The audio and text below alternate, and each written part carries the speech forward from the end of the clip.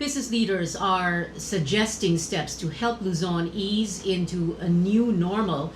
The Office of the Presidential Advisor for Entrepreneurship sent these key recommendations to the Interagency Task Force leading efforts to fight the spread of the coronavirus. Let's dig deeper into these recommendations. We now go above and beyond the headlines with the Presidential Advisor on Entrepreneurship, Joy Concepcion. Secretary Concepcion, good evening. Welcome to Newsnight. Good evening, Pia.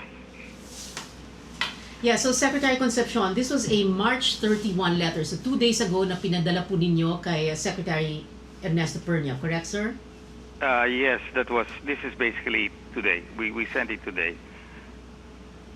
I see, all right. And this was the result, sir, of some 60 business leaders coming together to recommend certain measures. Yeah, this happened, the first meeting was actually not with Secretary Pernia, was with a number of cabinet members, Secretary Cabsec Nograles and Secretary Dominguez.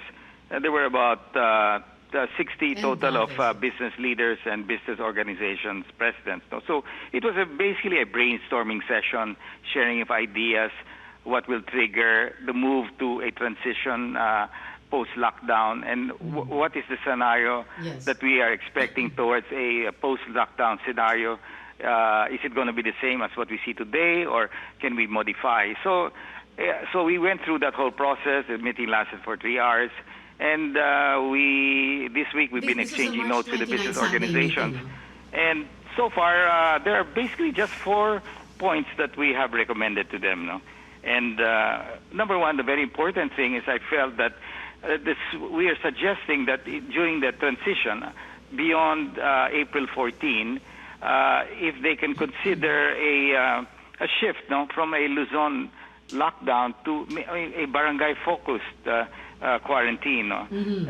That's what we were suggesting to them, because we felt that it will allow the streets to be open. There will be no need of checkpoints. Flow of goods will move faster.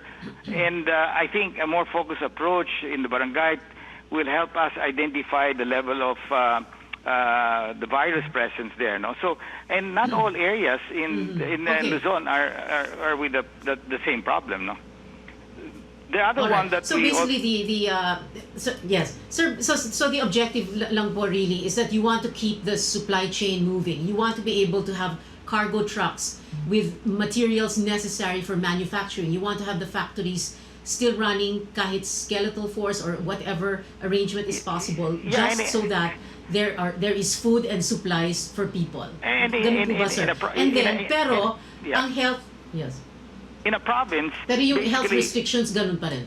Yeah, the restrictions are still the same, but in the province, Pia, not all barangays are infected, right? So it's basically segregating those. So what I'm saying is that the movement of goods, the movement of trucks can move freely, you know. So that's one point, no. The other point that we also suggested to them was right now they allow manufacturing and agriculture. We're suggesting that construction be allowed, construction of government infrastructure projects, no, because that can give a lot of employment to the people. No? Okay.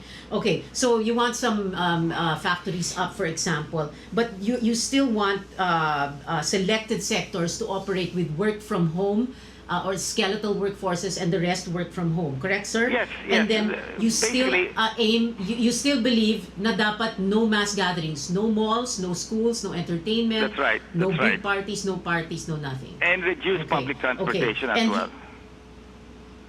All right. When you say reduce public transportation, do you have detalye? No, basically, just maybe run the MRT, LRT. You know, that's all. Okay. So you're speaking of Metro Manila. And then one more thing that we're asking: mandatory wear of mask in all public areas, whether in transportation, in places of gathering. Every Filipino must wear a mask. Okay, and that was the announcement that was made. I think that was today also. So Secretary Joy Concepcion, thank you very much. I hope we were able to cover everything that you recommended in that 3-page letter. And wala pa rin pong sagot. No. We have a meeting this coming weekend, so we're still going to thresh it out. We're going to discuss things. Many other ideas might come out of this.